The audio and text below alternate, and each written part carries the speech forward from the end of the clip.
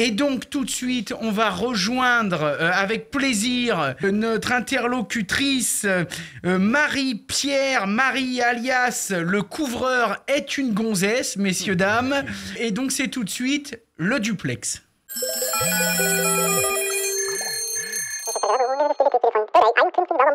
Comment vas-tu, Marie-Pierre ? Eh bien, froidement, mais ça va. Alors, pour tous les bichons qui nous écoutent, là, on a une photo de toi qui s'affiche. Tu es en train de souder un talon de gouttière ou un talon de chenot en fonction des régions. Est-ce que tu peux nous en dire plus sur toi ? Donc, je suis dans une entreprise de couverture que j'ai ouverte avec mon conjoint en 2013. Et donc, j'exerce le métier de couvreuse. Alors, on dit couvreur ou couvreuse ? Alors, moi, j'étais dans la team on dit couvreur parce qu'on féminise pas les métiers, donc voilà, mais la sagesse a pris le dessus et je trouve que, en fait, si féminiser le métier, c'est revendiquer ce qu'on est concrètement, et donc je suis couvreuse. Eh bien, moi, on va te dire bravo, félicitations. Autour de la table, là, on a des pointures et je tiens à te dire que nous, on est pour la paix des ménages. Donc, que tu dises couvreur ou couvreuse, l'essentiel, c'est que ce soit étanche. L'essentiel, c'est que la baraque ne prenne pas l'eau, hein, comme dirait Anthony. Donc, ton métier, pour tous les gens qui nous écoutent, consiste en quoi exactement ? Quelle est la journée type d'une couvreuse ? Concrètement, justement, c'est que la baraque ne prenne pas l'eau. Et l'enveloppe technique du bâtiment de manière plutôt globale, principalement la toiture, mais on peut être amené aussi à faire du bardage avec différents matériaux. Donc moi, je suis en Bretagne. L'ardoise, c'est quand même 90% de mon temps. Et sinon, de la zinguerie également. Est-ce que tu fais un peu de charpente ? Oui, on fait un peu de charpente. Là, par exemple, il n'y a pas longtemps, j'ai travaillé sur la création d'un garage en ossature bois. Voilà. Dis donc, Bretagne, il y a du boulot là-bas pour les couvreurs. Alors, effectivement, on a passé depuis le Covid un long tunnel où il y avait du boulot. Je ne sais pas si c'était vraiment très agréable comme période finale, parce qu'on perdait un peu de notre réactivité. Comme on dit dans le bâtiment, le trop, c'est pire que le pas assez, des fois, parce qu'on ne sait plus comment y faire. C'est un peu compliqué de pouvoir répondre à tout le monde. Qu'est-ce qu'on peut souhaiter aux couvreurs bretons ? Une bonne tempête ? Non, pas encore. Mais si le marché se calme un peu trop, une tempête, ça peut être bien. Mais un peu de soleil, le temps de récupérer déjà ce que la précédente tempête a fait. D'accord. Vous voyez un peu le soleil de temps en temps, là-bas, vers chez vous ? Ça dépend des années. Cette année, c'était une année moins. Mais moi, je suis plutôt dans les terres. Donc, d'accord. Après, il fait beau plusieurs fois par jour.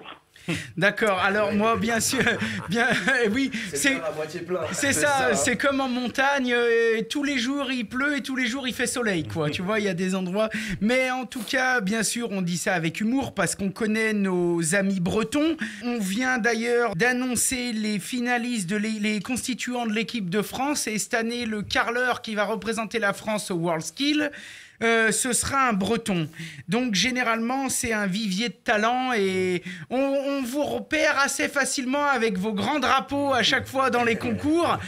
Quand vous venez, ça fait toujours un peu de bruit, hein. C'est ça, c'est un peu la base du breton. On peut pas louper, quoi. On peut pas louper. Vous avez des salariés ou vous bossez juste toi et ton chéri ? Non, pour le moment, ça fait 10 ans qu'on fonctionne comme ça. On est deux. J'aime pas dire on est que deux parce que c'est un choix qui a été totalement assumé les 10 premières années. Je dis pas que c'est comme ça qu'on va continuer forcément. On s'interroge comme tout artisan. Mais voilà, pour le moment, on est deux. Puis c'est assez efficace. Quand on est deux et qu'on travaille sur les toits, j'imagine qu'il faut du matériel parce que là, si t'as pas de monte-tuiles, d'échafaudage ou alors peut-être même de maniscopique, de moyens de levage, ça doit vite devenir compliqué.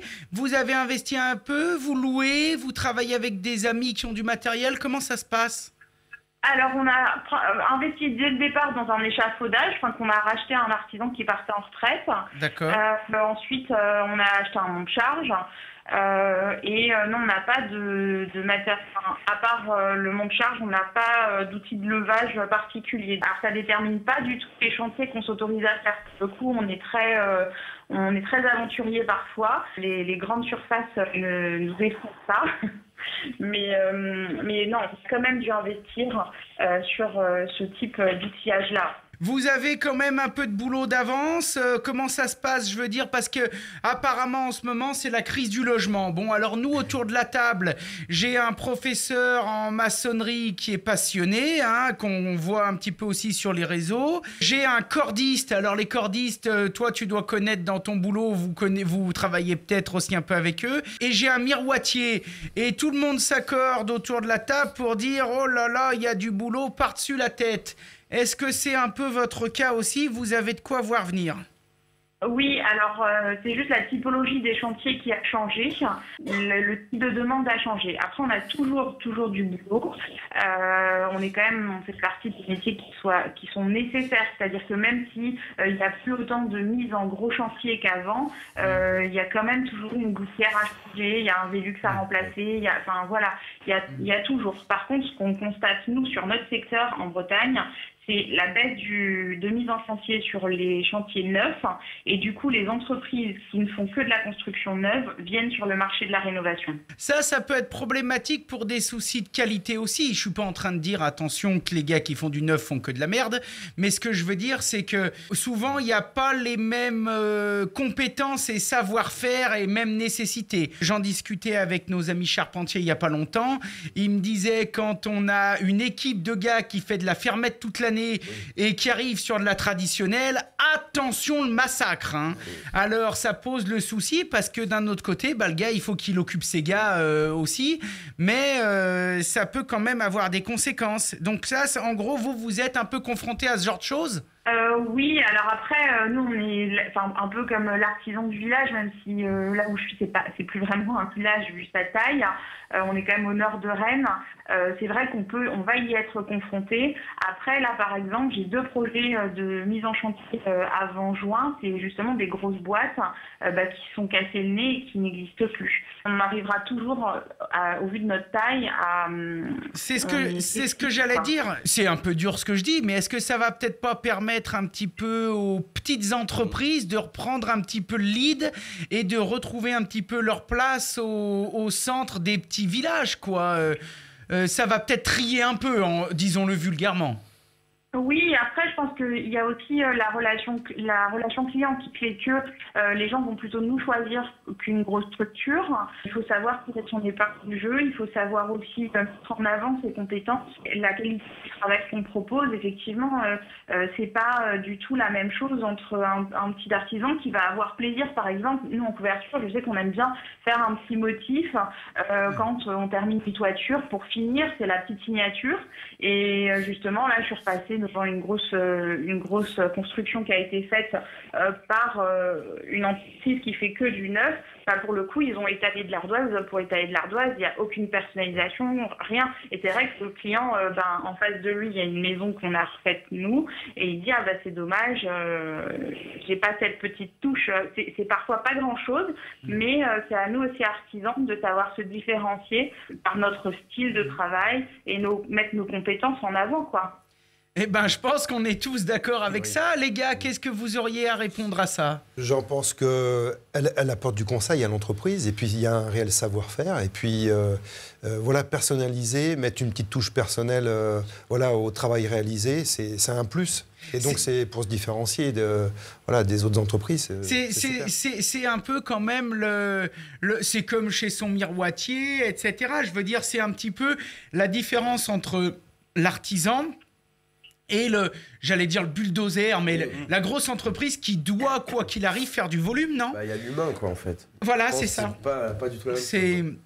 C'est l'humain, c'est ce qu'elle est en train de nous raconter. Je sais pas ce que t'en penses, mais moi je sais que quand je me rends en grande surface pour prendre un petit bout de vitre, ce qui m'arrive absolument jamais, mais enfin tous les bichons qui sont confrontés à ça, t'y vas.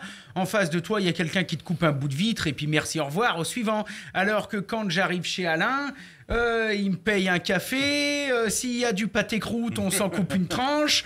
Non, mais ce que je veux dire, c'est que c'est exactement ce que... Il va polir les bords pour pas que tu te coupes. Il va polir les bords pour pas que je me coupe. C'est le petit plus aussi qui est attendu, le côté humain, quoi, par les clients. C'est bien ça, Marie-Pierre. Oui, absolument. Et puis la relation qu'on peut avoir avec nos clients, nous, ça fait 10 ans. Eh bien, on a quand même une clientèle assez fidèle sur les entretiens de toiture et tout ça. Et pas plus tard que là, il y a eu la Saint-Nicolas. Moi, je suis team de l'Est. Hein. Je suis pas bretonne, je suis pas née bretonne. Et j'ai une cliente qui le sait et elle a pris rendez-vous sur le jour de la Saint-Nicolas. Je nous avais préparé un petit cadeau Saint-Nicolas pour nos enfants. Et en fait, quand ça m'a émue parce que je me suis dit, on a réussi à faire plus que juste notre travail, en fait. Ouais. On a une relation de confiance avec les gens. On est intégré dans la vie locale. Et ça fait partie du job aussi, je trouve. Ça change tout. Bah oui. Et puis, avoir un bon artisan, c'est comme avoir un bon médecin de famille. Hein. Pour tous les bichons qui nous écoutent, s'ils disent « Tiens, moi, je veux en savoir plus sur ce couple, où c'est qu'on te retrouve ?» Alors, principalement sur Instagram, donc sur le compte Le Couvreur est une gonzesse. D'accord. Alors, c'est un compte que je gère moi. Mathieu, du coup, vous allez le voir passer, souvent sous des traits humoristiques, parce que j'aime bien le taquiner. Mais c'est principalement un espace qui m'est réservé. Parce qu'en fait, justement, quand on travaille en couple, on tombe souvent dans le cliché « Madame aide monsieur ». C'est difficile d'être reconnu juste en tant que professionnel soi-même. On passe vite dans l'ombre. Et là, du coup, on a un peu inversé les rôles sur cet espace virtuel d'échange. Et ça fait du bien. Est-ce qu'on peut dire que c'est monsieur qui aide madame ? Non, pas vraiment, parce que le bagage de monsieur reste quand même supérieur au mien, bien que du coup, j'ai prévu d'enrichir le mien pour concurrencer. Tu vas pas te laisser marcher sur les pieds, on a bien compris. Hein. Comment ça se passe quand tu arrives chez un nouveau client, que tu descends l'échelle du toit du camion et que tu commences à grimper à la cheminée ? J'ai souvent la question, et c'est quand même assez ridicule, c'est « mais vous n'allez pas monter ?» Et du coup, j'aime bien l'humour. Donc, je réponds souvent non, non, vous inquiétez pas, je vais le faire d'ici. Et là, en fait, il me dit ah, ok. Et en fait, ça met 5 minutes à monter. Là, il se rend compte de l'absurdité, en fait, de la question, et donc de la réponse, et donc de la question. C'est vrai que ça peut être surprenant. J'ai eu une fois quelqu'un qui m'a dit mais vous faites ça de votre plein gré ou il s'oblige. Ça m'a fait dire. Donc voilà, c'est un peu surprendre et en même temps c'est aussi gratifiant quand le client il est bon quand il voit que monsieur dépose ma partie d'échafaudage, qu'il s'en va, que les gouttières sont là et que c'est moi qui va les poser. C'est vrai que je l'ai un peu au-dessus de mon épaule la première demi-journée. Et puis au final, après, il y a OK, c'est ce qu'elle fait. Je vous laisse, vous voulez un café, voilà. Tu me connais maintenant, tu connais mon combat par rapport à ça, tu prêches un convaincu. Est-ce que tu aurais un conseil quand même à donner aux gens qui nous écoutent, peut-être aux femmes ou aux jeunes femmes en reconversion, ou alors qui auraient peut-être envie de se dire, tiens, pourquoi pas moi ? Surtout d'oser, c'est d'y aller, de pas avoir peur, parce que je pense que c'est la première chose, c'est que les femmes doutent, je trouve, plus facilement que des hommes des compétences qu'elles ont ou pas. C'est de foncer, de surtout s'écouter, de pas avoir peur de se tromper. Moi, c'est pas mon premier métier, donc on perd jamais de temps, on acquiert toujours des compétences, tout peut resservir, donc voilà. Et puis de surtout ne pas écouter les peurs des autres, parce qu'en fait, je trouve que dans le bâtiment, c'est surtout ce qui va nous étouffer un petit peu. C'est mais tu vas être dans le froid, mais t'as pas peur de te faire mal avec les machines ou ce genre de choses. Et au final, ça peut vite polluer notre désir primaire, quoi. Enfin, la première intention était quand même parce qu'on a envie d'aller dans le bâtiment. Souvent, c'est parce qu'on est animé par quelque chose. On va bien sûr afficher toutes tes coordonnées, hein, Marie-Pierre, dans la description de partout. On va accrocher ton nom en gros. Le compte Insta, Le Couvreur est une gonzesse. Et est-ce qu'on peut inviter tous les gens qui ont besoin d'informations concernant ce métier ou concernant des démarches à te contacter, parce que j'ai l'impression que tu es quand même une bonne ambassadrice. Hein. Oui, sans problème. Je réponds régulièrement à des jeunes filles qui s'interrogent et je n'hésite pas à les rappeler, à échanger avec elles sur le long terme. Et ça fait toujours plaisir après d'avoir leurs premières photos sur le toit et tout ça. Donc vraiment que les gens n'hésitent pas. Eh ben écoute, c'est super. On te remercie tous ici au studio. On te souhaite une super journée et on te dit à la prochaine. Super, merci, à bientôt. Allez, salut, bye, merci. Salut. Super, hein, les gars, vous avez vu, Marie-Pierre, ça lui fait pas peur. Hein. Elle se lève le matin, elle met le damar, le pantalon par-dessus. T'as vu, là, sur le... Pour souder le chéneau, là, elle avait des mitaines, des moufles où, tu sais, tu relèves la moitié des doigts. Bon, tu me diras, c'est une Bretonne. Là, la photo, c'était peut-être au mois de juin. Hein. Mais en tout cas, elle est super. C'est pour ça que je suis content qu'on l'appelle parce que je trouve que ça donne aussi un peu d'espoir à tous les gens qui se cherchent et c'est une très bonne ambassadrice. On a de plus en plus de femmes qui et on a de plus en plus de femmes. On va en parler tout de suite de tout ça, la formation, les métiers. Hey, vous avez adoré cet extrait et vous en voulez toujours plus? Alors foncez découvrir la matinale dans son intégralité. Et pour ne rien louper des prochaines émissions, pensez à vous abonner et activer la cloche des notifications. Allez, salut les bichons!